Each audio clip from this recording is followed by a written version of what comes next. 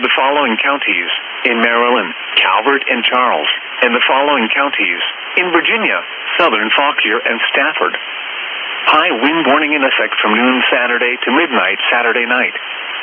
Southwest winds 20 to 30 miles per hour with gusts up to 50 miles per hour Saturday afternoon, becoming northwest 25 to 35 miles per hour with gusts up to 60 miles per hour Saturday evening. The areas affected include, in Maryland, Charles and Calvert counties. In Virginia, Stafford and Southern Fauquier counties.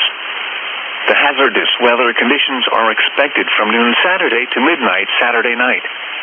The strongest winds are expected Saturday evening. Impacts: damaging winds will blow down trees and power lines. Widespread power outages are expected. Travel will be difficult, especially for high-profile vehicles. People should avoid being outside in forested areas around trees and branches. If possible, remain in the lower levels of your home during the windstorm and avoid windows. Use caution if you must drive.